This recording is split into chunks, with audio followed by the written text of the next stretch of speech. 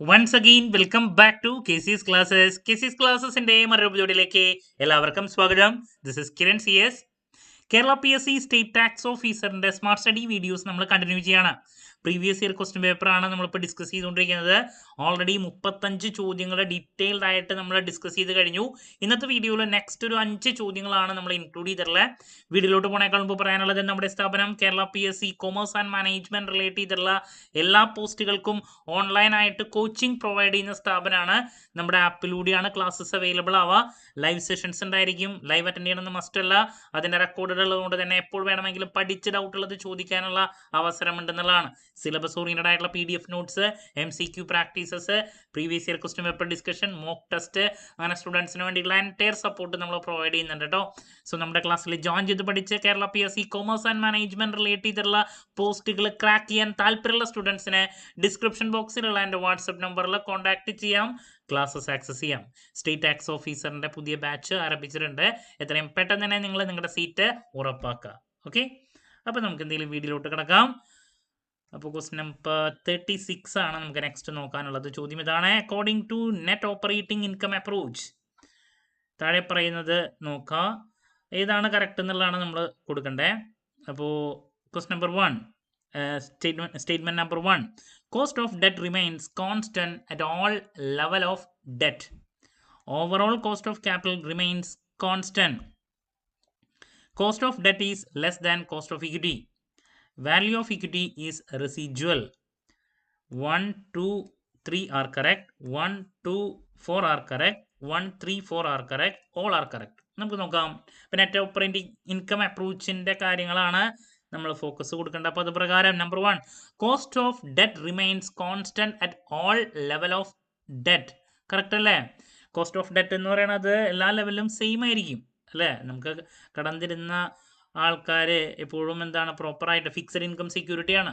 ഞാൻ പറയാറുള്ളതാണ്, നമ്മുടെ വീട്ടിൽ കഞ്ഞി വെച്ചിട്ടുണ്ടോ ഇല്ലയോ ഇതൊന്നും അവർ നോക്കില്ല. അവർക്ക് ഫിക്സഡ് ആയിട്ട് ഇൻട്രസ്റ്റ് അല്ലേ കിട്ടണം. അപ്പോൾ കോസ്റ്റ് ഓഫ് ഡെറ്റ് എന്ന് പറയുന്നത് അതുകൊണ്ട് തന്നെ കോൺസ്റ്റന്റ് ആണ്, all level of debt. Then overall cost of capital remains constant. നമ്മളതും പറഞ്ഞിട്ടായിരുന്നു. ഓവറോൾ കോസ്റ്റ് ഓഫ് ക്യാപിറ്റൽ എന്ന് പറയുന്നത് ഈ ഒരു അപ്രോച്ച് പ്രകാരം കോൺസ്റ്റന്റ് ആണ്. എല്ലാത്തിലും എന്താണ്, overall cost of capital same ആയിരിക്കും. വാല്യൂ ഓഫ് ദി ഫേമിനെ അത് എഫക്റ്റ് ചെയ്യില്ല എന്നുള്ളതാണ് നെറ്റ് ഓപ്പറേറ്റിംഗ് ഇൻകം അപ്രോച്ചിൽ നമ്മൾ ഡിസ്കസ് ചെയ്തിട്ടുണ്ടായിരുന്നത്. സോ രണ്ടാമത്തെ സ്റ്റേറ്റ്മെൻറ്റും കറക്റ്റാണ്. Overall cost of capital remains constant. Then cost of debt is less than cost of equity. Cost of debt എന്ന് പറയുന്നത് കുറവാണ് കോസ്റ്റ് ഓഫ് ഇക്വിറ്റിനെ കമ്പയർ ചെയ്യുമ്പോൾ. എന്താണ് ഇക്വിറ്റി കോസ്റ്റ് കൂടാൻ കാരണം? എന്താ, അവിടെ റിസ്ക് എലമെന്റ് ആർക്കുണ്ട്? ഇക്വിറ്റി ഷെയർ ഹോൾഡേഴ്സിനുണ്ട്. അവർക്ക് റിസ്ക് കൂടുതലുള്ളത് കൊണ്ട് തന്നെ അവർ കൂടുതൽ എന്ത് ചോദിക്കും? ഡിവിഡൻഡ് ആണെങ്കിലും മറ്റു കാര്യങ്ങളാണെങ്കിലും ചോദിക്കും. കോസ്റ്റ് ഓഫ് ഡെറ്റ് എന്ന് പറയുമ്പോൾ നമ്മൾ നേരത്തെ പറഞ്ഞു ഫിക്സഡ് ആയിട്ടുള്ളതാണ് എല്ലാ ലെവലിലും. അതുകൊണ്ട് ഫിക്സഡ് ഇൻകം സെക്യൂരിറ്റി ആണെന്ന് നമ്മൾ പറഞ്ഞിട്ടുണ്ടായിരുന്നു. അപ്പോൾ കമ്പയർ ചെയ്യണ സമയത്ത് കോസ്റ്റ് ഓഫ് ഡെറ്റ് കുറവാണ് ഇക്വിറ്റി കോസ്റ്റിനെ കമ്പയർ ചെയ്യുമ്പോൾ. അപ്പോൾ അതും കറക്റ്റാണ്. Then last 1, value of equity is residual. അതും കറക്റ്റ് അല്ലേ? നമ്മൾ ഇക്വേഷൻ പഠിച്ചിട്ടുള്ളതാണ്. നമുക്ക് value of equity is equal to എന്താണ്, value of the firm minus value of debt ആണ്. സോ റിസീജ്വൽ ആണ്. നമ്മൾ വാല്യൂ ഓഫ് ദി ഫേം എങ്ങനെയാണ് കാൽക്കുലേറ്റ് ചെയ്യുക? നമ്മൾ അതിൻ്റെ ഇക്വേഷൻ പഠിച്ചിട്ടുണ്ട്. V is equal to EBIT divided by overall cost of capital അല്ലേ? So value of the firm എങ്ങനെയാണ് കണ്ടുപിടിക്കുന്നത്? Operating profit overall cost of capital ആയിട്ട് ക്യാപിറ്റലൈസ് ചെയ്യാണ് ചെയ്യുന്നത്. സോ ഇവിടെ നമുക്ക് വാല്യൂ ഓഫ് ഇക്വിറ്റി നമുക്ക് ഫൈൻഡ് ഔട്ട് ചെയ്യണമെങ്കിൽ എന്താ, value of the firm minus debt ആണ്, വാല്യൂ ഓഫ് ഡെറ്റ് ആണ്. സോ റെസിജ്വൽ ആണ് ലാസ്റ്റ് വരുന്നതാണ്. അപ്പോൾ value of equity is residual എന്ന് പറയുന്നത് കറക്റ്റാണ്. നമ്മുടെ ഇക്വേഷൻ തന്നെ ആലോചിച്ചാൽ മനസ്സിലാക്കാൻ സാധിക്കും. Value of the firm is equal to operating profit, earnings before interest and എന്താണ് tax, EBIT divide by KO ആണ്. സോ വാല്യൂ ഓഫ് ദി ഫേമിൻ്റെ കാൽക്കുലേഷനിൽ ഫസ്റ്റ് നമ്മൾ ഓപ്പറേറ്റിംഗ് പ്രോഫിറ്റ് ക്യാപിറ്റലൈസ് ചെയ്യാണ് ഓവറോൾ കോസ്റ്റ് ഓഫ് ക്യാപിറ്റലായിട്ട്. ദെൻ അതിൻ്റെ നെക്സ്റ്റ് സ്റ്റെപ്പ് ഇക്വേഷൻ നോക്കുകയാണെങ്കിൽ value of equity is equal to V minus D ആണ്. Value of the firm minus debt ആണ്. റെസിജ്വൽ ആണ് ഈ പറയുന്ന ലാസ്റ്റ് വരുന്നതാണ് എന്താ വാല്യൂ ഓഫ് ഇക്വിറ്റി. അപ്പോൾ 4 സ്റ്റേറ്റ്മെൻറ്റ്സും കറക്റ്റാണ്. അതുകൊണ്ട് തന്നെ ഓപ്ഷൻ ഡി ആണ് ശരി കേട്ടോ. അപ്പോൾ നെറ്റ് ഓപ്പറേറ്റിംഗ് ഇൻകം അപ്രോച്ചിൻ്റെ കൺസെപ്റ്റ് നിങ്ങൾ നോക്കുക. അപ്പോൾ ഈസി ആയിട്ട് ഇതിന് ആൻസർ കൊടുക്കാൻ സാധിക്കും. Moving to question number 37. Which one of the following statement is correct about weighted average cost of capital? Number 1, when computing the weighted average cost of capital, each category of capital is proportionately weighted. Then WACC is also used as the discount rate for future cash flow in discounted cash flow analysis. Both A and B. പിന്നെ weighted average cost of capital will remain constant unless a firm retires some of its debt. ഇതാണ് 4 options പറഞ്ഞിട്ടുള്ളത്. നോക്കാം നമുക്ക്. Number 1, when computing WACC, weighted average cost of capital, each category of capital is proportionately weighted. Correct അല്ലേ? Equity ആണെങ്കിലും debt ആണെങ്കിലും ഓരോന്നിൻ്റെയും amount എത്രയാണ് into അതിൻ്റെ പ്രപ്പോർഷൻ. അങ്ങനെയല്ലേ നമ്മൾ weighted average cost of capital കണ്ടുപിടിക്കുക. അപ്പോൾ ആദ്യത്തെ കറക്റ്റാണ്. Then weighted average cost of capital is also used as discount rate for future cash flows in discounted cash flow analysis. അതും കറക്റ്റ് അല്ലേ? നമ്മൾ മിനിമം റേറ്റ് ഓഫ് റിട്ടേൺ ആയിട്ട് consider ചെയ്യും അല്ലേ? ഇപ്പോൾ NPV കാൽക്കുലേഷനൊക്കെ നമ്മൾ നോക്കുന്ന സമയത്ത് നമ്മൾ മിനിമം റേറ്റ് ഓഫ് റിട്ടേൺ ആയിട്ട് വെയ്റ്റഡ് ആവറേജ് കോസ്റ്റ് ഓഫ് ക്യാപിറ്റലിനെ ഓവറോൾ കോസ്റ്റ് ഓഫ് ക്യാപിറ്റലിനെ കൺസിഡർ ചെയ്യുന്നതാണ്. അപ്പോൾ രണ്ടാമത്തെ സ്റ്റേറ്റ്മെൻറ്റ് കറക്റ്റാണ്. So both A and B ഇതാണ് ശരി. ലാസ്റ്റ് വന്നിരിക്കുന്നത് ആക്ച്വലി തെറ്റാണ്. ഇറ്റ് വിൽ റിമെയിൻ കോൺസ്റ്റൻ്റ് എന്നാണ് പറയുന്നത്. നമ്മൾ കുറച്ച് പേ ഓഫ് ചെയ്ത് കഴിഞ്ഞാൽ ഡെറ്റ് അത് കോൺസ്റ്റൻ്റ് ആയിട്ട് നിൽക്കുന്നു. അല്ല, ചേഞ്ചസ് വരുന്നതനുസരിച്ച് ഇതിൽ മാറ്റങ്ങൾ വരുന്നുള്ളതാണ് weighted average cost of capital. അപ്പോൾ അതുകൊണ്ട് തന്നെ നാലാമത്തെ സ്റ്റേറ്റ്മെൻറ്റ് തെറ്റാണ്. ബോത്ത് A and B ആണ് ആൻസർ. ഓപ്ഷൻ സി ആണ് ആൻസർ തരാം. Okay, moving to question number 38. Negative working capital rises because of number 1, short time funds are invested in fixed assets, abnormal loss in inventory. Both A and B. Long term funds are invested in current asset. നമുക്ക് നോക്കാം എപ്പോഴാണ് negative working capital വരിക. Working capital എന്ന് പറഞ്ഞാൽ എന്താ?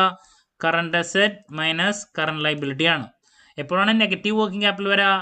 Current liability കൂടുകയും current asset കുറയുകയും. അപ്പോൾ കറണ്ട് അസെറ്റ് കുറയുമ്പോഴാണ് അവിടെ നെഗറ്റീവ് വർക്കിംഗ് ക്യാപിറ്റൽ വരിക കമ്പയറിംഗ് വിത്ത് കറണ്ട് ലൈബിലിറ്റി.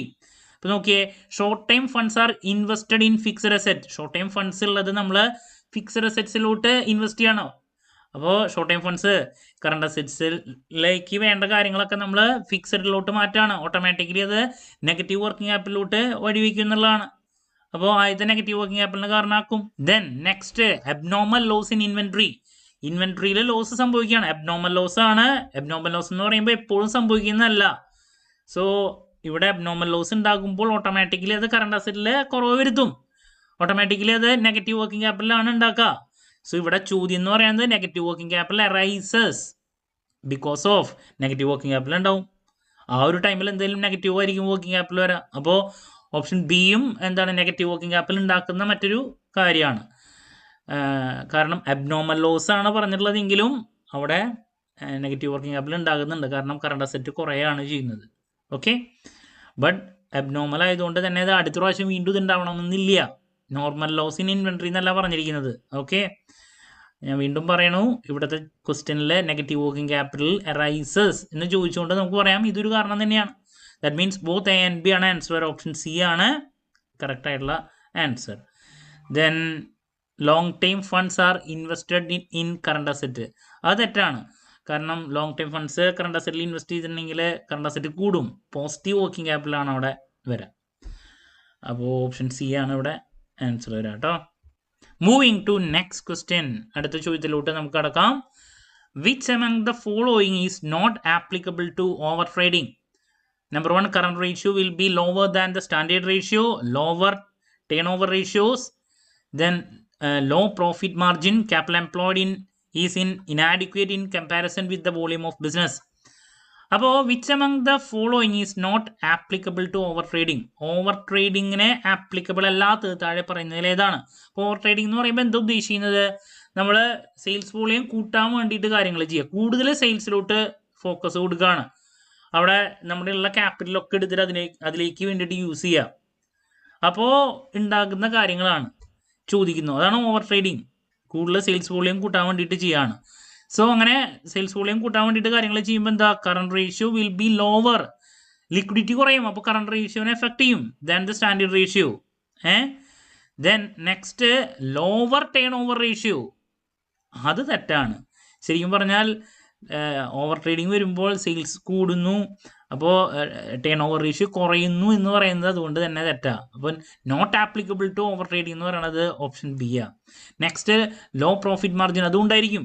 നമ്മൾ സെയിൽസ് വോളിയം കൂട്ടാൻ വേണ്ടിയിട്ട് ചിലപ്പോൾ ക്വിക്കായിട്ടുള്ള പർച്ചേസൊക്കെ നടത്തുന്ന സമയത്ത് നമ്മുടെ പ്രോഫിറ്റിനെ എഫക്ട് ചെയ്യും. കൂടുതൽ കാശ് കൊടുത്ത സാധനങ്ങളൊക്കെ മേടിക്കുമ്പോൾ പ്രോഫിറ്റിനെ ബാധിക്കും. Then capital employed is inadequate in comparison with the volume of business, ഉണ്ടായിരിക്കുമല്ലോ. ഞാൻ പറഞ്ഞു കൂടുതൽ എമൗണ്ട് എടുത്തിട്ട് സെയിൽസിന് വേണ്ടിയിട്ട് നമ്മൾ ഇറക്കുകയാണ്, അതാണ് ഓവർ ട്രേഡിങ്. അപ്പോൾ ഓവർ ട്രേഡിങ് കൊണ്ട് അതിന് ആപ്ലിക്കബിൾ അല്ലാത്തത് എന്ന് പറയുന്നത് ടേൺ ഓവർ റേഷ്യോ കുറയുന്നു എന്ന് പറയുന്നത് ആപ്ലിക്കബിൾ അല്ല. അത് ശരിക്കും പറഞ്ഞാൽ സെയിൽസ് കൂടുമ്പോൾ ടേൺ ഓവർ റേഷ്യോസ് കൂടുകയാണ് ചെയ്യുന്നത്. സോ ഓപ്ഷൻ ബി ആണ് ആൻസർ ആയിട്ട് വരാം. ഓക്കെ, സോ നമുക്കൊരു ചോദ്യം കൂടി ഇന്ന് ഡിസ്കസ് ചെയ്യാം. Transaction motive of holding cash means keeping cash for meeting day to day expenses, keeping cash for future investment, keeping cash for meeting future loss, none of these. എന്താണ് transaction motive? Cash hold ചെയ്യുന്നതിന് പല motive ഉണ്ട്. അതിൽ transaction motive എന്ന് പറയുമ്പോൾ എന്താ, day to day expenses meet ചെയ്യാൻ വേണ്ടിയിട്ട് ക്യാഷ് കീപ്പ് ചെയ്യുന്നതിനെയാണ് നമ്മൾ ട്രാൻസാക്ഷൻ മോട്ടീവ് എന്ന് പറയുന്നത്. ഇതാണ് correct answer. Then next keeping cash for future investment, future ഇൻവെസ്റ്റ്മെന്റിന് വേണ്ടിയിട്ട് നമ്മൾ ക്യാഷ് കീപ്പ് ചെയ്യുന്നുണ്ടെങ്കിൽ അത് എന്താ, സ്പെക്കുലേറ്റീവ് മോട്ടീവ് എന്ന് പറയാം. പിന്നെ ലോസ് വരാതിരിക്കാൻ വേണ്ടിയിട്ട് ക്യാഷ് കീപ്പ് ചെയ്യുന്നുണ്ടെങ്കിൽ നമുക്കതിനെ പ്രിക്വേഷണറി മോട്ടീവ് അതിൻ്റെ ഉള്ളിൽ വരുന്ന. അപ്പോൾ ഇവിടെ ട്രാൻസാക്ഷൻ മോട്ടീവാണ് ചോദിച്ചിട്ടുള്ളത്, അത് ഓപ്ഷൻ എ ആണ് വരുന്നത്, ഡേ ടു ഡേ എക്സ്പെൻസസിന് വേണ്ടിയിട്ട് ക്യാഷ് കീപ്പ് ചെയ്യുക. സോ ഓപ്ഷൻ എ ആണ് കറക്റ്റ് ആയിട്ടുള്ള ആൻസർ കേട്ടോ. So that's about question number 40. So നമ്മളിന്ന് 40 വരെ ചോദ്യങ്ങളാണ് ഡിസ്കസ് ചെയ്ത് അവസാനിപ്പിച്ചിട്ടുള്ളത്.